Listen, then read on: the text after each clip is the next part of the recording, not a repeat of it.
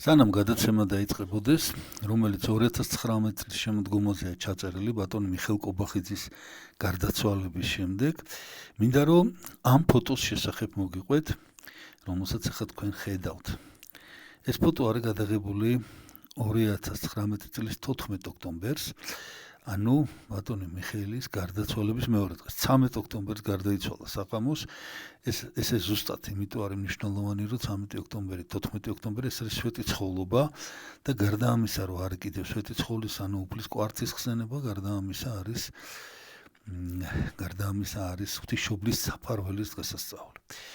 და როდესაც მივედი პანაშვიდზე, კვირას, უპროფესორად ცხოვლობას წირვის შემდეგ მივედი პანაშვიდის გადასახდელად და როდესაც დავამთავრე, მე ვისაუბრე ბატონი მიხეილის მისი შემოქმედების და განსაკუთრებით ქოლგას გავუსვი ხაზი.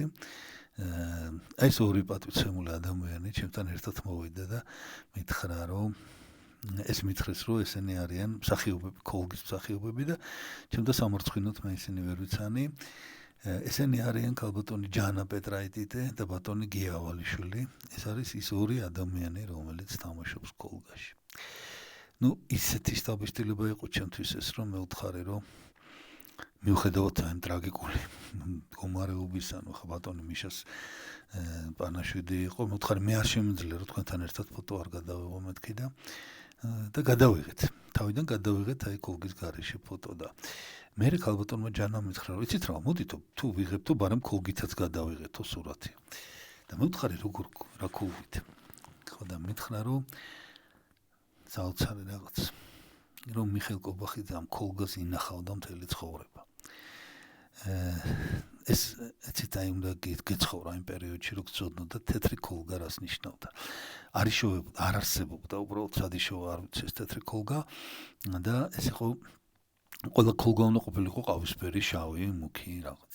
აი ეს თეთრი ქოლგა, რომელიც მან ფილმში გადაიღო, აი ესე ყოველგვარი ფიზიკურათაც და სულიერათაც ლაქების გარეშე შეინახა.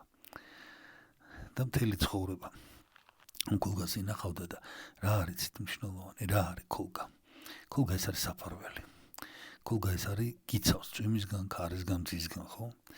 ხო და აი საფარველი, ესე იგი ფაქტიურად მთელი ცხოვრება აი საფარველის ქვეშ იყო და აი საფარველის ხსენების დღეს, ღვთისმშობლის საფარველის დღეს გარდაიცვალა.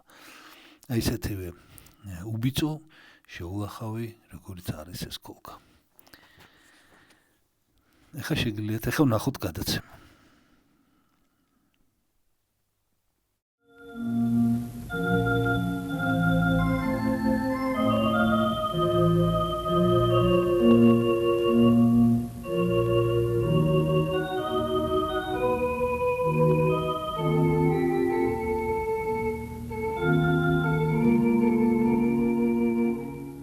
თუ პიროვნებაზე ვისაუბრებთ, მას აქვს ჩვენთან იყო შეხვედრაზე ერთხელ სტუდენტებთან და ისეთი რამ თქვა, რაც მე არასოდეს არ მომისმენი არავისგან, თუმცა რომ დავფიქრდი მე ნამდვილად ყველანაირი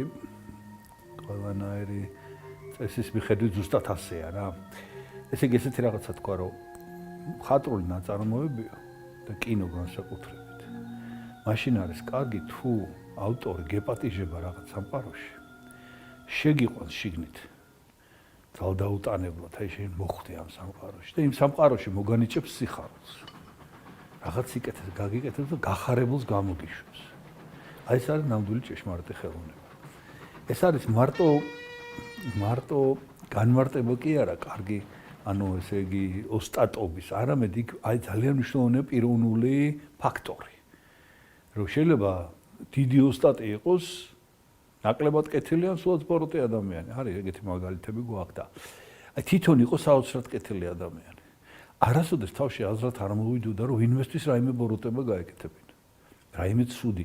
აი ცუდი მასთან არ ასოცირდებოდა საერთოდ.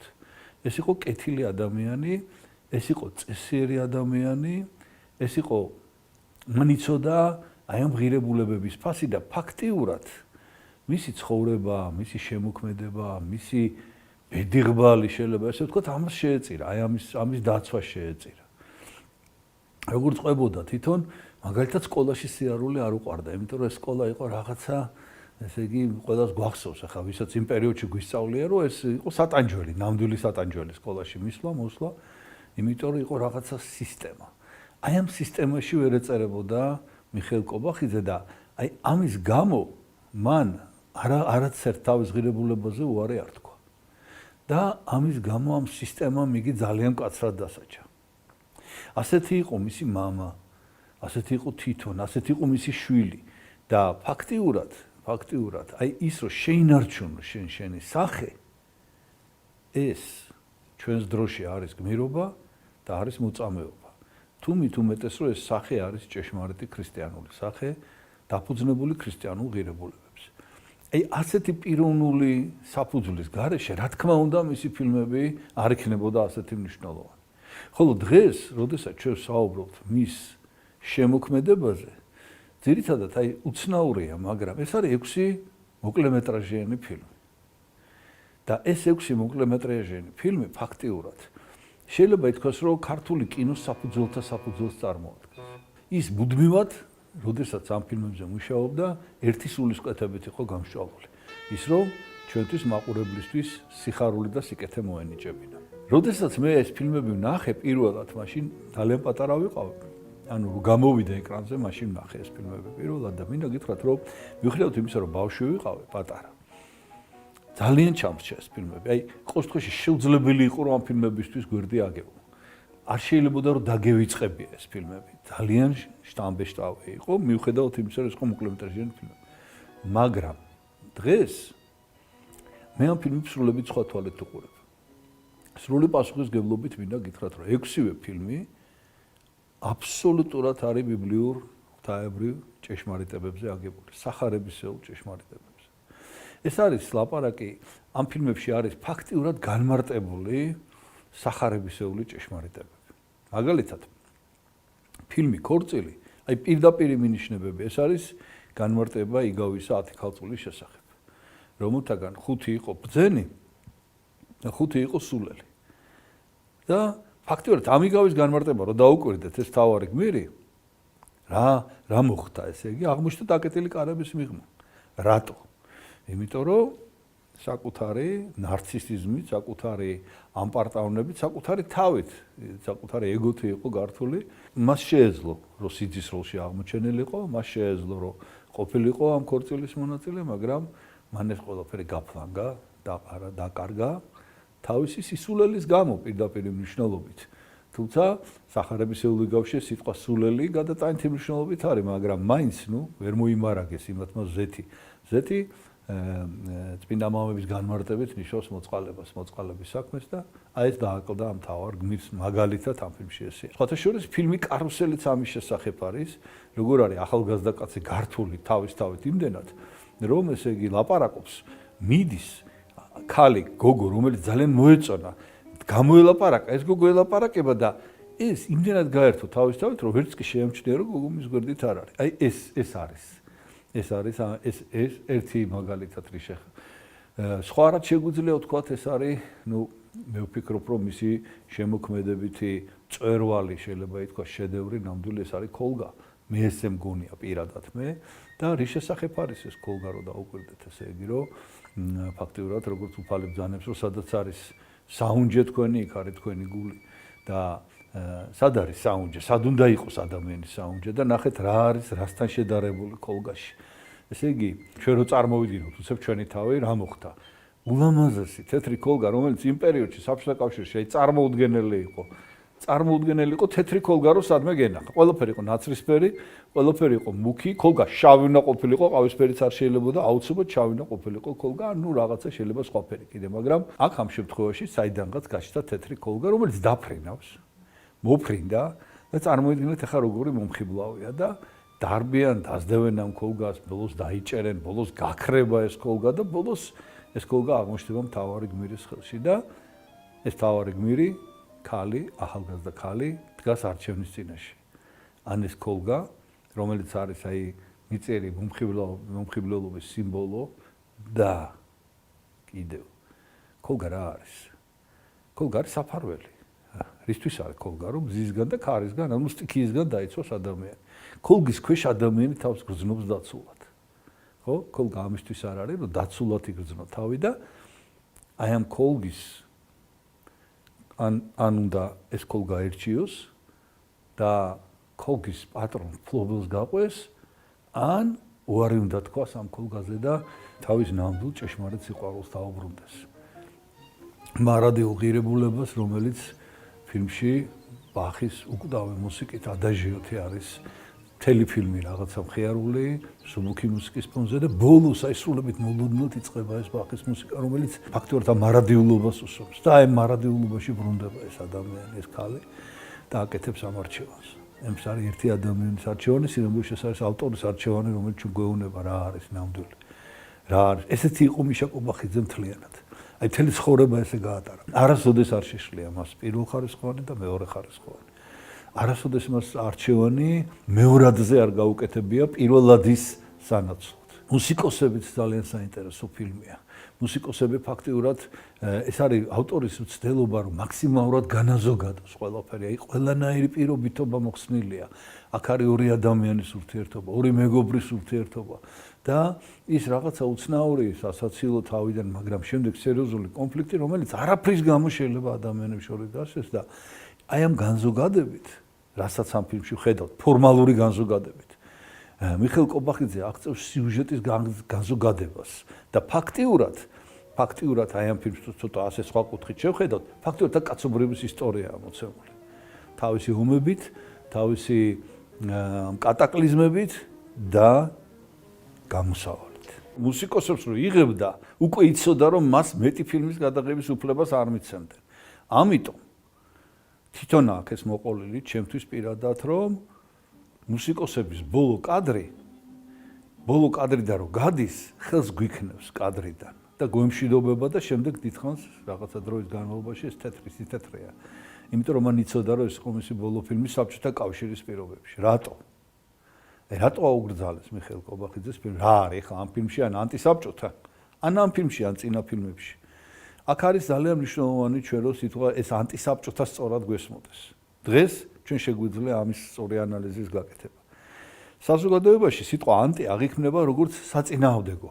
ანტისაბჭოთა, საბჭოთა კავშირის საწინააღმდეგო. სინამდვილეში სიტყვა ანტი ბერძნულიდან ითარგმნება როგორც ნაცვალი, ნაცვლად. მაგალითად ანტიქრისტე ეს ქრისტეს საწინააღმდეგო კი არ არის. ეს არის უпростоრად არის ქრისტეს საწინააღმდეგო, მაგრამ რატო?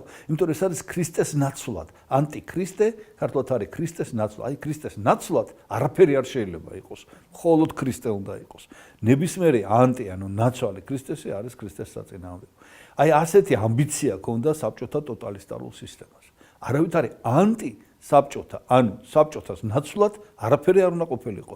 ეს იყო მხოლოდ ერთადერთი, ეს არის სხვათა შორის ნებისმიერი ტოტალიტარული სისტემის დამახასიათებელი ნიშანი, ნებისმიერი იმპერატორი ისტორიულად ყოველთვის ასრულებდა იმით, რომ შექმნიდა თავის კერპს და აიძულებდა ხალხს, რომ თაყვანი ეცათ ამ კერპისთვის, როგორც ღმერთისთვის. რატო?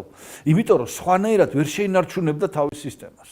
იმიტომ რომ მას ჰქონდა ნებისმიერ იმპერატორს, აი განსაკუთრებით ღვთისმძღოლ იმპერატორებზე მაქვს ლაპარაკი, რომლებიც ღმერთს ებრძოდნენ, აუცილებლად უნდა შეეთავაზებინათ საზოგადოებისთვის კერპი. რაღაცა ღმერთის ნაცვლად. და ეს რაღაცა იყო თვითონ და ეს რაღაცა იყო ის რითვისაც სრული თაყვანისცემა უნდა გამოეხატა ადამიანს. ერთი ადამიანიც კი საკმარისი იყო, მაგალითად ნაბუქოდონოსორის დროს ეს იყო დანიელ წინასწარმეტყველი, ასევე იულიანე განდგომილი დროს, აი ცნობილი იმპერატორები რო ავიღოთ, აი ყველას ჰქონდა ეს. ნაბუქოდონოსორის დროს ეს იყო ყველაზე მეტად კაფეოდ გამოხატული, როდესაც მან ეს ააშენა, ვებერთელა, ესე იგი თავისი კერპი დადგა, არცა თაყვანი ამ სამმა ყრმამ და დანიელ წინასწარმეტყველმა და ეს სამი ყრმა ჩააგდეს ამ ცეცხლში. აი ეს სხვანაირად შეუძლებელი იყო. აუცილებლად უნდა ჩაეგდოთ, აუცილებლად ეს უნდა მოხდა. აი ეს იყო საბჭოთა კავშირი. საბჭოთა კავშირში არ შეიძლებოდა განსხვავებული აზრი ქონოდა ადამიანს. არავის არაფერს არ უშლიდა მიხეილ კობახიძე გარდა სისტემისა, იმიტომ რომ სისტემამ იგი ვერ გადაიყვანა თავის შკოლაზე და მიხეილ კობახიძემ ჩვენ შემოგთავაზა ანტისაბჭოთა ფილმები, ანუ ფილმები, რომელშიც სხვა რეალობა ჩანდა. არ იყო ასახული საბჭოთა რეალიზმი. აი ეს იყო მისი ყველაზე დიდი ანტისაბჭოთა მოღვაწეობა და ვერაფრით ვერ გადაათქმევინეს. საკმარის იყო მიხეილ კობახიძეს ერთი ფილმი მაინც გააკეთებინა. როგორც ამბობდნენ მაშინ, აი გამსვლელი ფილმი. თქვათ, აი კომპრომისულ ერთ ფილმს გადაიღებდა და მორჩა, აი ყველაფერი მის წინაშე იქნებოდა და სხვათა შორის მე მოგვიანებით შეორდნაცებ შესთავაზე კიდევაც ფილმის გადაღება, მაგრამ არ გამოვიდა, იმიტომ რომ სისტემამ თავისი ნამდვილი ჭეშმარიტი სახე გამოაჩინა. და ამას რა თქმა უნდა მოყვა დიდი მსხვერპლი ძალიან. ავტორის მხრიდან, მიშაკოვან მიხეილ კობახიძის მხრიდან, ოჯახის მხრიდან ეს იყო ის ერთგულება ფაქტიურად, რითიც ესენი ინარჩუნებდნენ თავიანთ პრინციპებს და სისტემამ ეს მათ არ აპატია. იცით რა შეა საქმე, როდესაც ადამიანი აი ესე იბადება, სხვათა შორის ეს გადაწყვეტილებაც არ არის. უბრალოდ აქ ლაპარაკი იმაზე, რომ შენ ესეთი ხარ და სხვანაირად არ შეგილია. ეს ესეთი იყო. მას ესეთი რამ აქვს საოცარი მოყონილი მამამ როგორ წაიყვანა სტალინის დასაფლავებაზე, ძალიან მნიშვნელოვანი რამ არის და ესე იგი ეს ყვებოდა რომ აი ვიდეო უყურებდიო ეს დიდი ქუდი ეხურავ შლაპა თავზეო და ვიფიქრე რომ ეხა ან გაგლახავენ ან დაიჭერენ ან რაღაცა და უთხარი მამა ქუდი მოიხადე თორე და ამან უთხრა შვილო იმიტომ მოვედი აქო რომ ეს ქუდი არ მოვიხადო.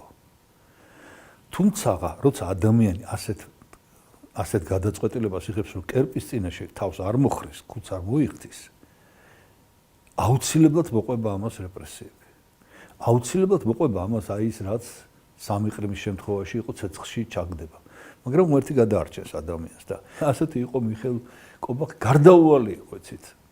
არ შეიძლებოდა ეს ისეთი დიდი პიროვნება იყო. მან წინასწარ იცოდა, არ იცოდა რა მოხდებოდა, შვილის ისტორია იქნებოდა თუ რამე სხვა, მაგრამ მას რომ ფასის გადახდა მოუწევდა, მან ის იცოდა რა თქმა უნდა და როდესაც მან ესეთი პრინციპული ცხოვრება დაიწყო სკოლის ასაკშივე ჯერ კიდევ რომ გაკვეთილებზე არ დადიოდა, თავისუფლად ცხოვრობდა და აი როგორც უნდოდა, რასაც თვლიდა, სწორად ისე აკეთებდა. აი მაშინ ქონდა მას ეს გადაწყვეტილება მიღებული და აი ამ სისტემის შურისძიებამაც არის, იყო შურისძიება რა თქმა უნდა საბოლოო ჯამში რო ავიღოთ და არ დააყოვნა და მიუხედავად ამისა, რომ ფაქტიურად ეს იყო დამანგრეველი, აი პირო წარმოიდგინეთ, ამაზე მეტი შულს რა უნდა დაგემართოს, როდესაც შენ შულს აი მსხვერპლად იღებს ფაქტიურად ეს სისტემა. მსხვერპლად, აი გადაყლაპა როგორც ეს კედელში ჩაშენებული, თქვათ რომ ვიცით ისტორიები ან ეს პაატა სააკაძის ამბავი მაგალითად, ხო? აი რაღაც ამის მსგავსია, აი ამ მასშტაბის მოვლენა, მე ესე ვფიქრობ. იცით რა შეეტყობოდა ეს? აი კიდევ უფრო ბევრად კეთილი იყო ვიდრე მანამდე. ესე იგი მასზე ეს აისახა ისე რომ უფრო კეთილი გახდა კიდე. ანუ მე ვფიქრობ რომ ღმერთთან სიახლოვე იქცა. და საოცარი ამბავია რომ პიროვნება რომელსაც ესეთი ცხოვრება გამოიარა, ხშირად ეზიარებოდა ბოლოს და ხშირად ამბობდა აღსარებას. და ბოლოს სიკვდილისი 7 ჯერზე თხებაც კი მიიღო და ესე აღესრულა. ანუ ფაქტიურად განეგნული ნიშნებითაც ღრმად გამოხატულად ჩემთვის ის ყოველთვის იყო მორწმუნე და რელიგიური ადამიანი, ნამდვილად მგონი უფრო ბევრად უფრო მეტი ვიდრე მე თვითონ ვარ. ჩემთვის ეს მაგალითი იყო. თავდაბლობის გარეშე, სრულ თავდაბლობის გარეშე ნამდვილად ესეა. იმიტომ რომ წესიერება ჩემთვის ყველაზე დიდი რელიგიურობა, მაგრამ აი გარეგნულადაც გამოხატავდა. ერთი ძალიან მნიშვნელოვანი გარემოება, რაც მისი შემოქმედების შეფასებისთვის არის აუცილებელი დღეს, თორემ მე ვფიქრობ, რომ ჩვენი შთამომავლობა და ისტორია ამას შეაფასებს, კიდევ უფრო მაღალ შეფასებას მიცემს, მაგრამ აი დღევანდელ მაყურებელს, დღევანდელ საზოგადოებას მინდა უთხრა ძალიან მარტივი მაგალითი მინდა მოგიყვანოთ, რომ მე თვითონ მქონდა ეს შემთხვევა გადამხდა, რამდენჯერ მეუღონთ და მინდა გითხრათ, რომ აი მოგიყვებით და თქვენ თვითონ შემდეგ გააკეთეთ დასკვნა. აი წარმოიდგინეთ სიტუაცია, რომ უცხო ადამიანს, რომელმაც არ იცის საქართველოს სად არის, არ იცის ქართველები ვინ არიან, რა თქმა უნდა ქართულ ენაზე ლაპარაკი ზედმეტია, აი აინტერესებს ვინა ვართ, ჩვენ რა ხალხი ვართ. აი როგორ შეიძლება მოკლედ, სწრაფად, აუხსნათ, გავაგებინოთ, ну აი როგორ მოვუყვეთ, შეიძლება ესე იგი ენის პრობლემაც კი იყოს ამ დროს, ახლა როგორ მოვუყვე, ახლა თქვა თუნდაც ინგლისური ენა იცოდეს იმ ადამიანმა რაღაც, აი როგორ შეიძლება მალე უთხრა ადამიანს ვინა ხარ. აი ამაზე უკეთესი არაფერი არსებობს. თქვენ თვითონ სინჯეთ და მე ეს გავაკეთე. აჩვენეთ მიხეილ კობახიძის ფილმები. ნახოს ნებისმიერმა ადამიანმა აფრიკის თქვათ რაღაც ადგილს, როგორც ველურმა ტომმა ან ავსტრალიის, ან თქვათ ყველაზე უფრო ცივილურმა საზოგადოებამ, ვინც გინდათ. აი ნებისმიერმა ადამიანმა ნახოს მიხეილ კობახიძის 6 ფილმი. და მე შეგიძლიათ თამამად უთხრათ, რომ აი ჩვენ ვართ ქართველები. აი ჩვენ ვართ ესენი. აი ეს ხალხი ვართ. და აი იცით ყველაფერია ნათქვამი ამით.